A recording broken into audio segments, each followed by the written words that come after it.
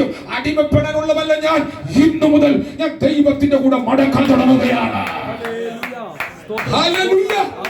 ആദാമിന്റെ പാപത്താൽ മാനവകുലത്തിൽ മരണം കടന്നു പിടിച്ചു. സകല മാനവകുലത്തിന്മേലും പാപം പരന്നു. ആ പാപത്തിന്റെ പരിണിതഫലമായ ന്യായവിധി മുഴു ലോകത്തിൽ കടന്നു പിടിക്കുവാൻ ഒരുങ്ങി നിൽക്കുമ്പോൾ ഇതിന്റെ നടുവിൽ ദൈവത്തിൽ വിശ്വസിക്കുന്ന ഒരു തലമുറ, വെളിപ്പാടുള്ള തലമുറ, അവർ വെളിപ്പാട് പ്രാപിച്ചാൽ അവർ ദൈവത്തിന്റെ കൂടെ മടക്കം. ഒന്ന് കരമടിച്ച് നന്ദി പറയാമെങ്കിൽ പറഞ്ഞു കേട്ടാ, ഒരു തലമുറ ദൈവത്തിന്റെ കൂടെ മടക്കാൻ പോവുകയാണ്. ഒരു തലമുറ ദൈവത്തിന്റെ കൂടെ മടക്കും. അവര് മരണത്തെ ചിരിച്ചോണ്ട ഫേസ് ചെയ്യുന്നത്. ഞാനൊരു 5 വർഷം മുമ്പ്, എത്ര വർഷം മുമ്പ് ഞാൻ മരിച്ച കുഴിച്ചെന്ന കാര്യങ്ങളും എല്ലാം നേരത്തെ കൊണ്ട് ഒരു പേടിയില്ല. ഓരോ ഞായറാഴ്ച ഞാൻ ആഗ്രഹിക്കാറുണ്ട് ശുശ്രൂഷിച്ചുകൊണ്ട് നിൽക്കുമ്പോൾ മരിച്ചാൽ നന്നായിരുന്നു. നമ്മുടെ ആൾക്കാർ ശുശ്രൂഷിച്ചോണ്ടിരിക്കുമ്പോൾ അങ്ങനെ എന്തെങ്കിലും ചെയ്തിട്ട്, പക്ഷെ ഒരു ഭക്തന്റെ ആഗ്രഹം കർത്താവിനെ ശുശ്രൂഷിച്ചോണ്ട് തീരണം.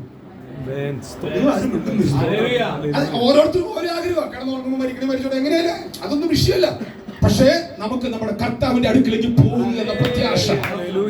എന്തുകൊണ്ടാണ് നമ്മൾ യേശു ക്രിസ്തുവിൽ കൂടെ അല്ലെങ്കിൽ വെളിപ്പാടുള്ളവൻ ദൈവത്തിനൂടെ ജീവിക്കുമെന്ന് പറയുന്നവർ? എന്തുകൊണ്ട് നമ്മൾ മരണത്തിനപ്പുറമുള്ളവരെ കുറിച്ച് ഇത്ര ഉറപ്പോടെ പറയുന്നവർ? ആദാം മൂലം പാപം വന്നു. ആര് മൂലം? ആദാം മൂലം പാപം വന്നു. ആദാം മൂലം സകല മാനവകുലത്തിലും പാപം വന്നെങ്കിൽ, ഒരു മനുഷ്യൻ മൂലം മരണം വന്നെങ്കിൽ, ബൈബിൾ പറയുന്നു ഒരു മനുഷ്യൻ മൂലം പുനരുദ്ധാനം സംഭവിച്ചു. ആ മനുഷ്യൻ യേശുവാണ്. ഈ കൊരിന്ത്യർ ലേഖനം നിങ്ങൾ വായിച്ചു കഴിഞ്ഞാൽ കൊരിന്ത്യർ ലേഖനം 15-ാം അധ്യായത്തിൽ 2 മനുഷ്യനെ കാണാം. ഭൂമിയിലാകെ 2 മനുഷ്യനേ ഉള്ളൂ.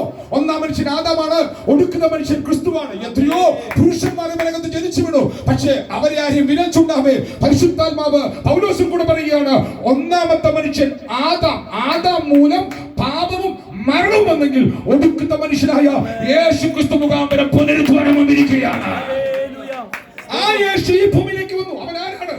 അവൻ ത്രിയേക ദൈവത്തിലെ, ട്രിയൂണിറ്റിയിലെ ത്രിയേകനായ ദൈവത്തിലെ 2ാം ആളത്വമാണ്. അവൻ ആത്മാവാണ്. അവൻ ജനമെടുത്ത ഈ ഭൂമിയിൽ വന്ന് നമ്മുടെ പാപങ്ങളുടെ ശിക്ഷ അവന്റെ ശരീരത്തിൽ വഹിച്ച് അവൻ കാൽവരിയിൽ മരിച്ചു. അവന്റെ മരണം എന്റെ പാപത്തിന്റെ ശിക്ഷയെ പരിഹരിപ്പിച്ചു. ഇഷ്ടപ്രകാരം മരണങ്ങൾ നാം നമ്മുടെ ചുറ്റും കാണുന്നുണ്ട്. അത് ഞാൻ ഓർപ്പിച്ചു. ശിശുമരണം, അപകട മരണം, വയോധിക മരണം, പല വിധത്തിലുള്ള മരണങ്ങൾ ഈ ഭൂമിയിൽ നടക്കുമ്പോൾ യേശുവിന്റെ മരണം ഇതൊന്നുമല്ല. യേശുവിന്റെ മരണം ബൈബിൾ പറയുന്നു, ക്രിസ്തുവോ തിരുവചന പ്രകാരം നമ്മുടെ പാപങ്ങൾക്ക് പകരമായി മരിച്ചു, അടക്കപ്പെട്ടു, ഉയർത്തെഴുന്നേറ്റു. ആ യേശുവിന്റെ മരണ അടക്ക പുനരുദ്ധാനത്തിൽ വിശ്വസിച്ച അപ്പച്ചനെയാണ് നമ്മൾ നടക്കാൻ പോകുന്നത്. അതുകൊണ്ട് പാപത്തിന്റെ ശിക്ഷ കാൽവറിയിൽ നടന്നു. യേശു ഉയർത്തപ്പോൾ പാപത്തിന്റെ ശക്തി നമ്മൾ പുറത്തു വന്നു. ആ യേശു ക്രിസ്തു ഉയർത്തെഴുന്നേറ്റു. നമ്മൾ കൊരിന്ത്യർ വായിക്കുന്ന പദമുണ്ട്, ഉയർപ്പിന്റെ നിരകളെ കുറിച്ച് അവിടെ പറയുന്നത് ആദ്യ ഫലം ക്രിസ്തു, പിന്നെ ക്രിസ്തുവിനുള്ളവർ ഒന്നും ഇണ്ടെന്നേ.